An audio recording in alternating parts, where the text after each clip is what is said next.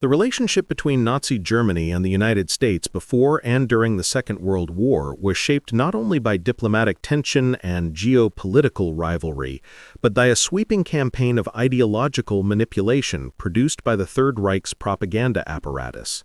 Long before open conflict, the Nazi regime constructed an elaborate narrative portraying the United States as a culturally fractured, racially corrupted, politically misguided, and morally decaying society, whose global influence posed a threat to the ideological goals of National Socialism.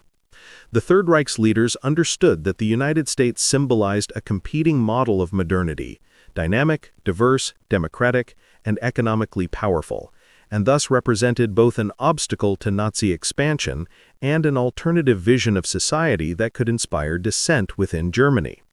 In response, Nazi propaganda, orchestrated largely by Joseph Goebbels and the Ministry of Propaganda, launched a comprehensive effort to reshape German public perceptions of America. This propaganda sought to undermine American credibility, delegitimize American democratic values, and depict U.S. society as fundamentally chaotic and degenerate. It did so by weaving together a mixture of racist pseudoscience, conspiracy theories, cultural criticism, and sweeping distortions of American political and social life. The propaganda campaign was not merely rhetorical, it served a strategic purpose. By presenting the United States as weak, disorganized, and controlled by forces hostile to Germany, the regime aimed to justify its foreign policy decisions, maintain public support for the war, and establish an ideological barrier against the appeal of American culture and democratic ideas. Nazi propagandists drew selectively from real tensions within the United States: racial inequality, economic disparities, political divisions, and cultural conflicts, but reframed these issues through a distorted lens that amplified contradictions while ignoring the broader context of American resilience, civic engagement, and institutional stability. Central to this effort was the regime's insistence that American democracy was inherently flawed, manipulated by entrenched elites, and incapable of providing meaningful national unity. Propaganda portrayed American political competition as evidence of social fragmentation, rather than as an expression of democratic pluralism. By characterizing American elections as chaotic spectacles governed by money, propaganda sought to contrast the perceived inefficiency of democracy with what the regime depicted as the harmonious order of dictatorship. Likewise, American capitalism was framed as an exploitative system driven by greed and indifferent to the needs of ordinary citizens, a narrative designed to appeal to German workers and lower middle-class audiences. At the heart of Nazi messaging, however, lay the regime's fixation on racial ideology. The United States' multicultural population, immigration history, and prominent African-American cultural contributions provided the propaganda machine with material it reinterpreted through racist distortion. American racial diversity was depicted not as a source of cultural richness, but as a symptom of disorder, decline, and supposed biological contamination. African-American cultural achievements, especially jazz, blues, and emerging forms of popular entertainment, were misrepresented as threats to European cultural stability. By attaching these genres to narratives of degeneration, Nazi propaganda sought to frame American modernity as incompatible with the supposed purity of German tradition. Simultaneously, the racial injustices, segregation, and discrimination present within the United States were selectively weaponized to depict democracy as hypocritical and morally bankrupt, even as Germany itself was perpetrating atrocities on a far more horrific scale. Hollywood, too, became a focal point of propaganda efforts. The influence of American cinema on global culture made it a powerful symbolic target for Nazi attacks. Propaganda depicted Hollywood films as shallow, sensationalist, and morally corrosive, dismissing their artistic and technological innovations while warning that American entertainment fostered cultural decay. The regime feared not only Hollywood's cultural influence, but its ideological messaging, especially films that celebrated individualism, critiqued authoritarianism, or portrayed the United States as a vibrant, pluralistic society. By framing American cinema as evidence of cultural decay, propagandists sought to justify censorship, promote German-produced films, and shield audiences from foreign ideas that could undermine Nazi authority. At the same time, Nazi propaganda portrayed American literature, art, and intellectual life as fragmented, directionless, and excessively commercialized. The United States' diverse cultural output was reduced to a one-dimensional stereotype in which creativity was overshadowed by materialism and a lack of unified national identity. This simplistic caricature ignored the complexity of American cultural movements, from modernist literature to regional storytelling, and instead used selective criticism to reinforce ideological narratives. Even everyday aspects of American life became propaganda targets. German audiences were bombarded with depictions of American cities as chaotic, crime-ridden landscapes, American families as broken or overly individualistic, American social norms as morally lax, and American political institutions as corrupt and manipulated.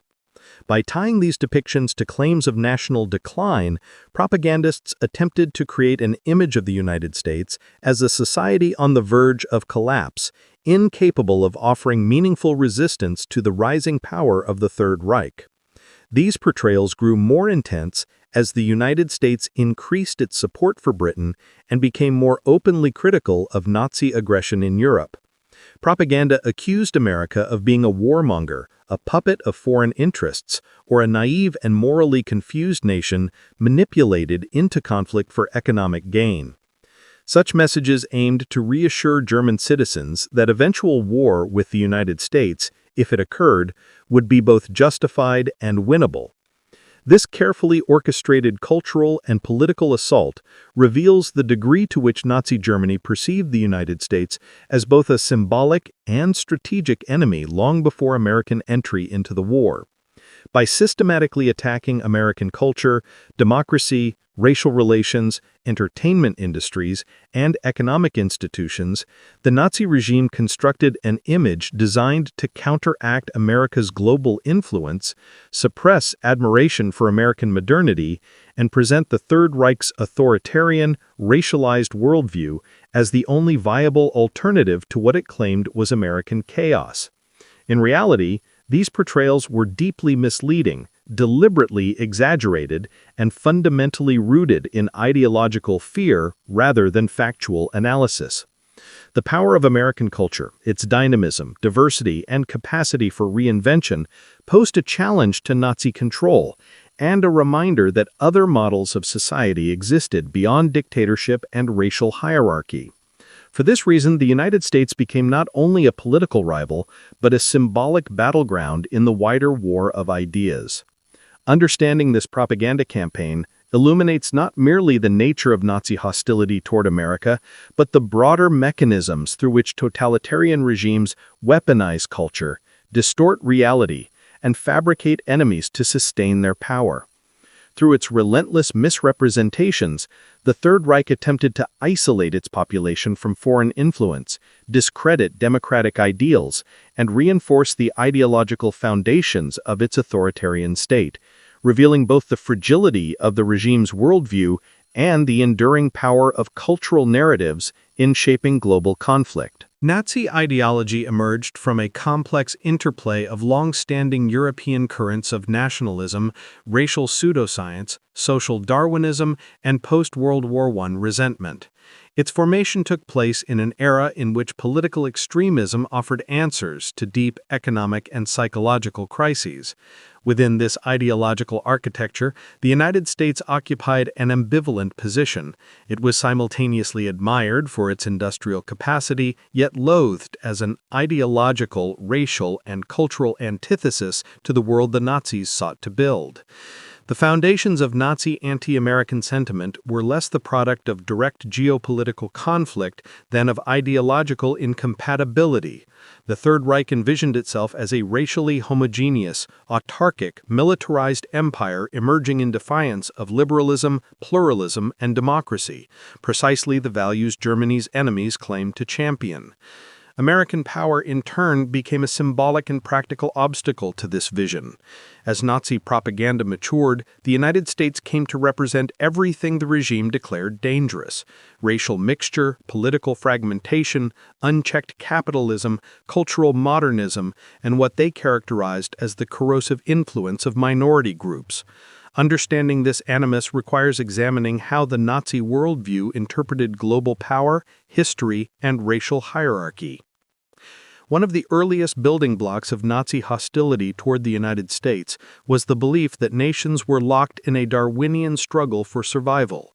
In the Nazi worldview, the world was a zero-sum contest. One nation's strength could only come through the weakening of others. Because of this mentality, the meteoric rise of the United States during the late 19th and early 20th century was not seen as a story of technological innovation or democratic vibrancy, but as a geopolitical threat to Germany's rightful destiny.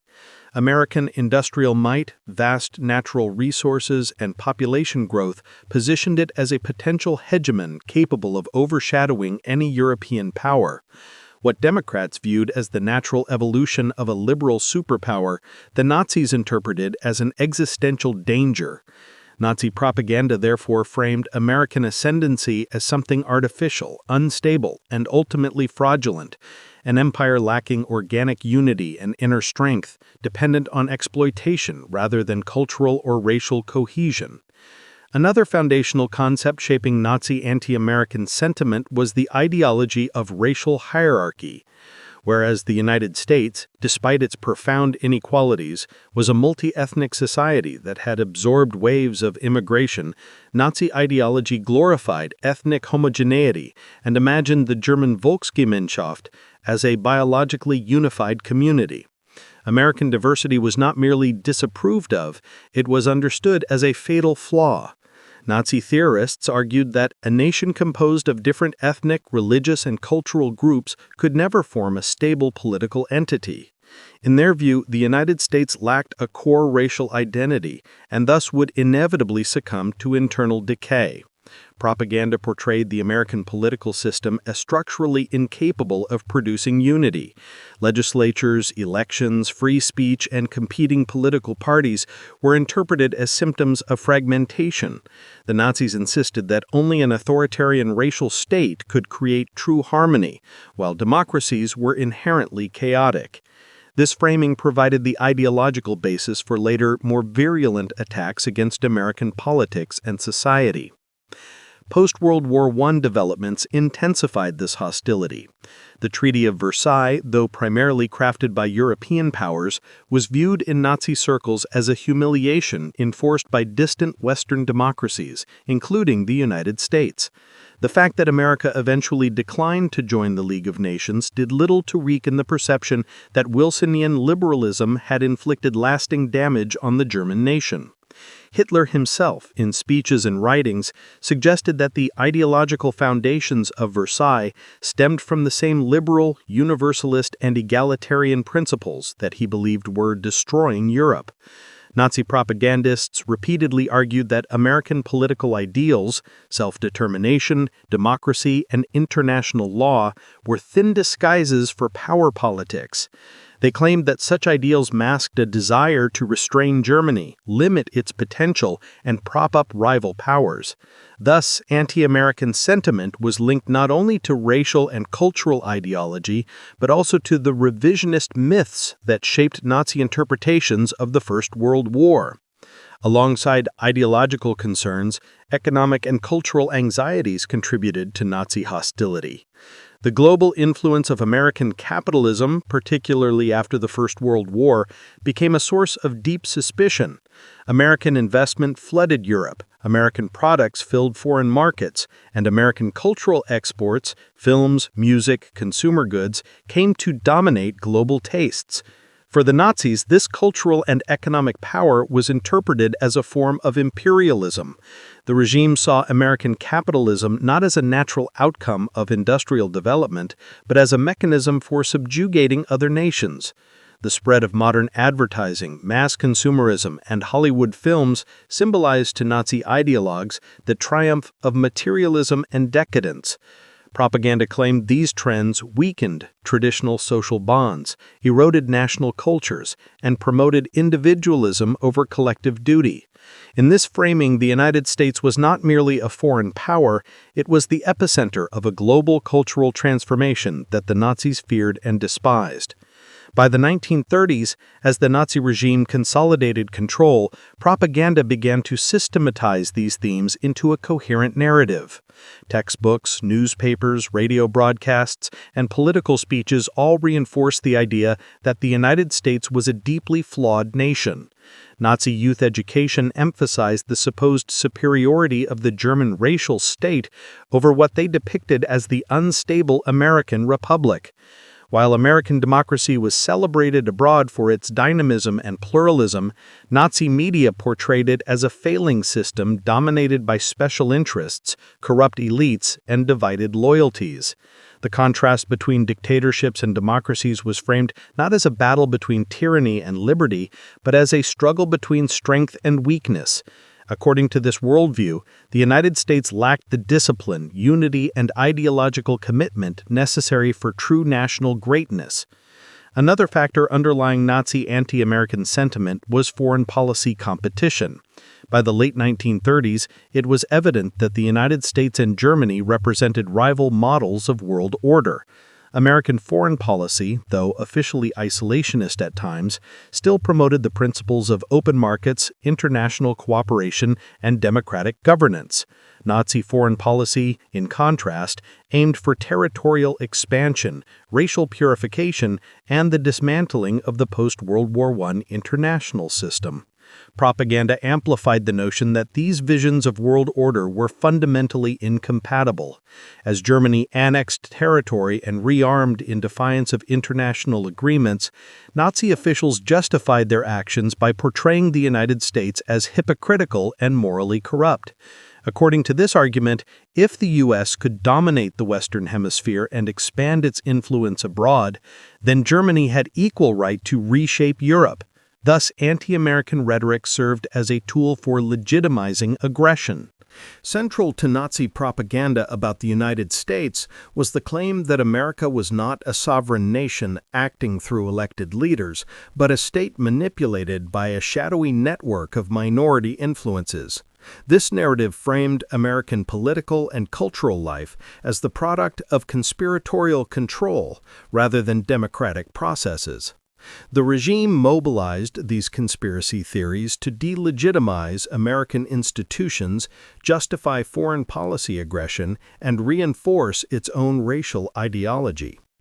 By insisting that the United States had been captured by interests hostile to Germany, Nazi propagandists aimed to transform political rivalry into an existential struggle. The conspiracy framework provided a tool for simplifying complex geopolitical realities into a narrative of infiltration, control, and subversion. Propagandists used this framework to claim that American policies were coordinated efforts to weaken Germany economically, culturally, and militarily. In reality, such claims were unfounded and served primarily to reinforce Nazi racial doctrine and mobilize public support for war. The roots of these conspiracy narratives went back decades, long before the rise of the Third Reich. Throughout Europe in the late 19th century, conspiracy theories emerged alongside industrialization, urbanization, and mass politics. In Germany, these fears became entangled with anxieties about modernization, cultural transformation, and the perceived decline of traditional social structures. For the Nazis, the United States served as a convenient symbol of these changes. Its rapid industrial growth, financial influence, and diverse population made it, in their view, a laboratory for everything they opposed. Yet instead of acknowledging the social and economic factors that shaped American society, the Nazi regime attributed its character to deliberate manipulation.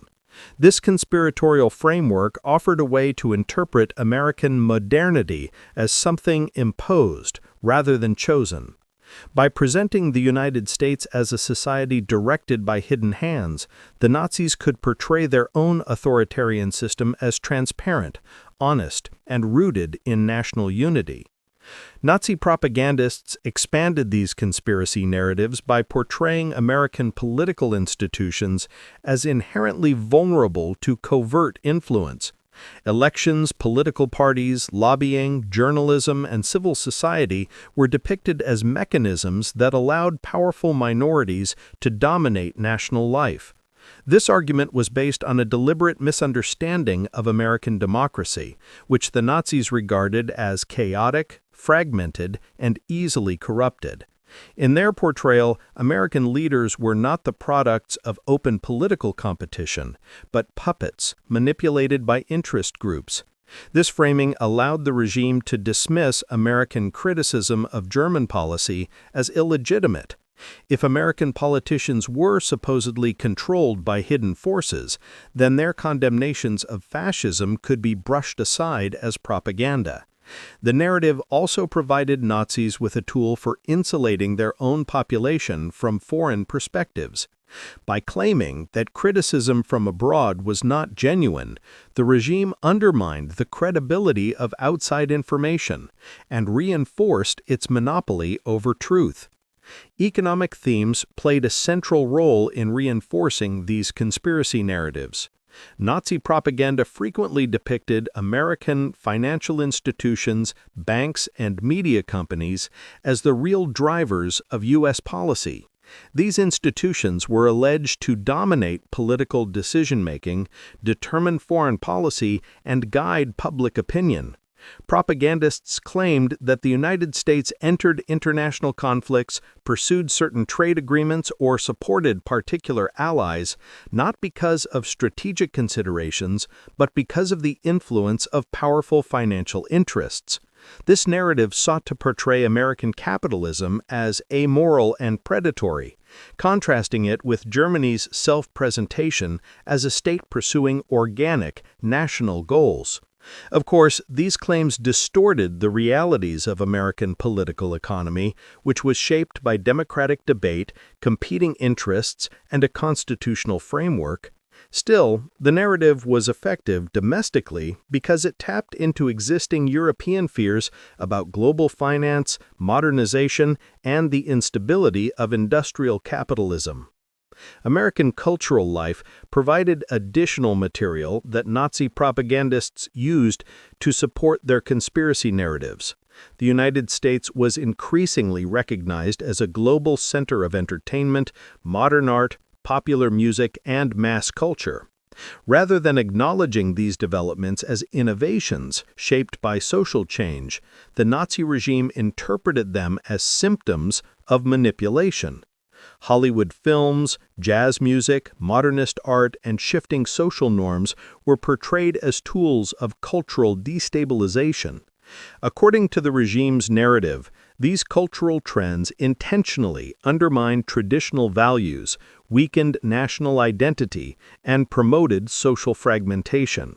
This view aligned closely with Nazi racial ideology, which claimed that cultural production was inseparable from racial identity. Anything that deviated from their idealized notion of Aryan culture was presented as evidence of conspiratorial influence. The United States thus became a cautionary tale, a nation portrayed as having abandoned its heritage and allowed itself to be culturally corrupted. Foreign policy became another arena in which Nazi propagandists framed the United States as being manipulated rather than acting independently. When the United States offered material aid to Britain and France, critics within the Third Reich insisted that such support was not the result of American strategic analysis, but of hidden pressure. The Lend-Lease Act, for example, was described as a policy designed to serve the interests of these alleged hidden forces rather than the American people. This narrative ignored the real geopolitical rationale behind American involvement in Europe: fear of fascist expansionism, defense of democratic allies, and recognition that the fall of Britain would endanger American security. The conspiracy framework allowed the Nazi regime to dismiss these strategic motivations and instead present American actions as irrational, hostile, and externally imposed. By doing so, they provided a simple rationale for preparing the German public for war against a powerful industrial nation. One reason these conspiracy theories resonated with segments of the German population was that they offered a way to explain American criticism of Nazi policies. As the United States denounced Germany's militarization, expansionism, and human rights abuses, Nazi propaganda reframed these criticisms as orchestrated attacks. Instead of engaging with the content of American journalism and diplomacy, the regime claimed that such criticism was produced by individuals and institutions supposedly hostile to German national interests. This narrative allowed German leaders to deflect responsibility for their actions. Any condemnation from abroad could be dismissed as biased rather than rooted in genuine concern. Nazi propaganda's systematic attack on American democracy and capitalism emerged from a combination of ideological conviction, political calculation, and the regime's need to justify authoritarian governance.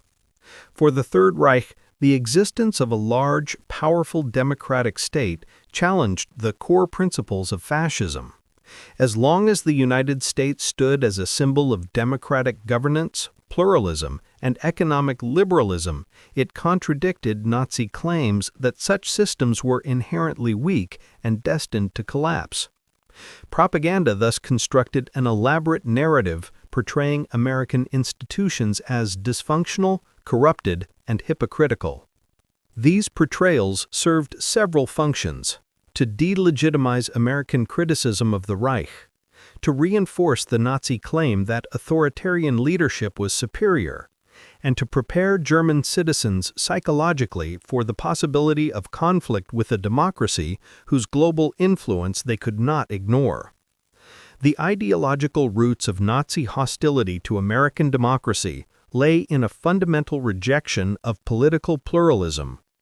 To the Nazi worldview, political competition was not a sign of freedom, but a symptom of division and weakness. Propaganda emphasized that the American system, with its parties, elections, and constitutional checks, prevented decisive leadership. According to this framing, democracies were incapable of long-term planning because politicians were always pandering to voters. Nazi commentary insisted that frequent elections created instability, fostering short-term thinking rather than strategic vision. This criticism aligned closely with the regime's internal messaging about the superiority of one-party rule. By highlighting perceived inefficiencies in the American system, propagandists could claim that only a unified authoritarian state could tackle major national challenges. One recurring theme in propaganda was the portrayal of American democracy as an illusion. The regime argued that American elections did not reflect the will of the people, but the interests of powerful lobbying groups, industrial magnates, and media institutions. By presenting American political life as a facade, Nazi propagandists attempted to undermine the legitimacy of any moral stance the United States might take against Germany. If American politicians were supposedly controlled by special interests rather than elected by popular mandate, their criticisms of fascism could be dismissed as insincere or strategically motivated. This narrative resonated with elements of European skepticism about mass democracy, which had been on the rise since the First World War. The Nazis capitalized on the perception that democratic institutions were vulnerable to corruption, magnifying isolated incidents into sweeping generalizations. Another tactic involved attacking the separation of powers within the United States. Propaganda depicted the American constitutional system as hopelessly inefficient, with conflicts between Congress and the presidency creating gridlock. Nazi commentators argued that such a system was incapable of mobilizing national resources or responding quickly to crises. These critiques intensified after the Great Depression, when economic turmoil seemed to expose the vulnerabilities of liberal capitalism. Nazi propagandists contrasted the slow, contested recovery in the United States with their own claims of rapid economic revival under authoritarian direction. By highlighting differences in recovery speed, even when based on selective or misleading comparisons, the regime framed the American system as inherently incapable of protecting its citizens from hardship. The Great Depression became a particularly potent tool in these attacks. Nazi propaganda portrayed the economic collapse of the 1930s as evidence that capitalism itself was fatally flawed. Images of unemployment lines, bank failures, and social unrest were used to support the claim that American society was on the brink of disintegration. Propagandists insisted that the United States had embraced a system that prioritized individual profit over national welfare, leading to instability and suffering. These portrayals ignored the complexities of global economic interdependence, instead presenting the Depression as a uniquely American failure. The regime argued that capitalism created a society of winners and losers without moral responsibility or collective purpose, contrasting this with the image, carefully curated by Nazi media, of Germany as a harmonious national community working toward shared goals. Propaganda also attacked the American emphasis on civil liberties, portraying freedoms of speech, press, and assembly as liabilities rather than strengths. Nazi commentators claimed that such freedoms created chaos by allowing subversive voices to disrupt national unity. Rather than praising open debate, they argued that dissent weakened the state. This argument fit neatly into the regime's domestic messaging, which insisted that censorship and ideological conformity were necessary for national survival. By describing American freedoms as naive and dangerous, propagandists aimed to discredit democratic ideals and justified the suppression of political opposition within Germany. They depicted public discourse in the United States as fragmented, directionless, and manipulated by competing interest groups. This portrayal was used to claim that American society lacked a coherent national identity, making it vulnerable to internal conflict. American foreign policy provided another target for propaganda attacks on democracy. The Nazis argued that because the United States was governed through elected representatives, its foreign policy lacked consistency. Changing administrations and shifting public opinion, they claimed, prevented the development of a coherent long-term strategy. Propagandists asserted that this unpredictability made the United States an unreliable international partner. By contrast, they highlighted the continuity of leadership and clarity of purpose within the fascist state. These comparisons distorted reality, ignoring the complex ways that democracies balance continuity with flexibility. Nevertheless, the narrative was politically useful. It allowed the Nazi regime to frame its own expansionist policies as expressions of stable national will. Economic critiques were equally central to Nazi attacks on American capitalism. Propaganda portrayed the American economic system as fundamentally exploitative, claiming that capitalist competition created inequality and moral decay. The regime argued that capitalism produced a society driven by greed rather than collective well-being. To support this narrative, propagandists highlighted the contrast between wealthy industrialists and impoverished workers. They described the United States as a place where citizens were left to fend for themselves in an unforgiving economic landscape. This portrayal ignored the existence of social reforms and labor movements in the United States, instead presenting capitalism as a monolithic system of exploitation. Nazi messaging then contrasted this alleged inequality with their own claims of a socially unified German economy, despite the realities of forced labor, state intervention, and rearmament that underpinned it. American consumer culture also served as ammunition in these ideological attacks. Nazi propagandists depicted consumerism as shallow, materialistic, and spiritually empty. They claimed that Americans cared more about consumption than national identity or cultural heritage. Advertising, mass production, and popular entertainment were portrayed as symptoms of a society obsessed with comfort and novelty rather than duty or discipline. This narrative supported the regime's long-standing suspicion of modern mass culture, which it viewed as a threat to traditional values. By framing American consumerism as excessive and degrading, propagandists reinforced the image of Germany as a disciplined, morally superior society. Even technological advancements, such as automobiles, household appliances, and radio broadcasting, were cast in a negative light when associated with American consumer culture. Nazi propaganda's critique of American culture functioned as an extension of its broader ideological campaign against democracy, capitalism, and pluralism. Cultural life in the United States, its music, cinema, literature, social norms, and racial dynamics represented everything the Third Reich sought to discredit. American culture was globally influential, fast-growing, innovative, and widely admired. Precisely because of this influence, the Nazi regime treated American cultural production as an ideological threat. Propaganda therefore framed American culture not as a creative or dynamic force, but as a symbol of moral decline, racial mixing, and social disorder. This framing was essential to Nazi strategy. If American cultural influence could be portrayed as corrupting and dangerous, the legitimacy of American political and economic models could likewise be attacked.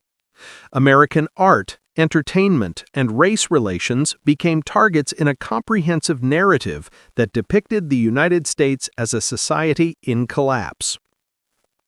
One of the central cultural targets of Nazi propaganda was the American racial landscape.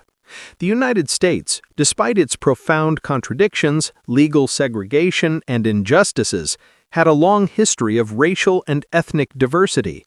To the Nazi worldview, this pluralism represented a fundamental violation of their racial ideology. Propagandists seized on the multi-ethnic character of American society as evidence of social instability. They claimed that a nation composed of different racial and cultural groups could never truly function. By reducing complex social realities to simplistic and distorted stereotypes, Nazi propaganda constructed a caricatured image of American society as one defined by permanent conflict. This portrayal ignored the resilience of American civic institutions, the strength of immigrant communities, and the development of shared democratic norms. Instead, it offered a reductive narrative in which cultural pluralism served as proof of national weakness. American popular music, especially jazz, became a flashpoint in these cultural attacks. Jazz was one of the most influential cultural exports of the United States, spreading across Europe during the interwar period and attracting widespread popularity. Its improvisational style, rhythmic complexity, and expressive energy symbolized modernity. Yet it was precisely this modernity that the Nazi regime sought to suppress. Propagandists framed jazz as an embodiment of cultural degeneration, a term the regime used to condemn any artistic expression that challenged classical European aesthetics or rigid cultural norms. Jazz's roots in African American musical traditions were weaponized by Nazi ideologues to argue that it undermined so-called racial purity. By mischaracterizing jazz as chaotic, undisciplined, or immoral, propaganda attempted to delegitimize a significant cultural movement and reinforce its racial mythology.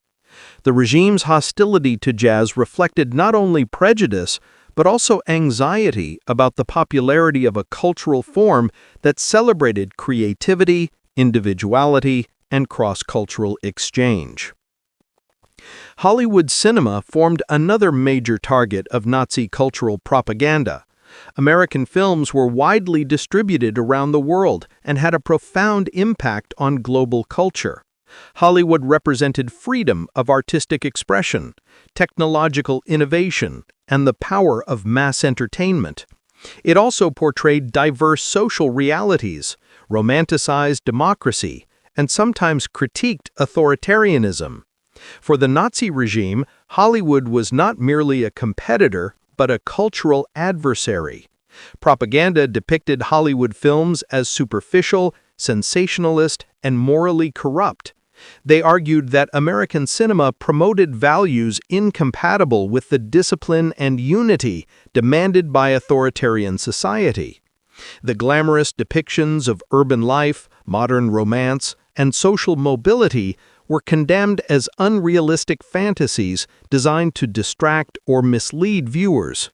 At the same time, the regime feared the political messages embedded in many American films, particularly those critical of fascism or sympathetic to democratic ideals. By discrediting Hollywood, Nazi propagandists sought to limit the influence of narratives that might challenge their authority.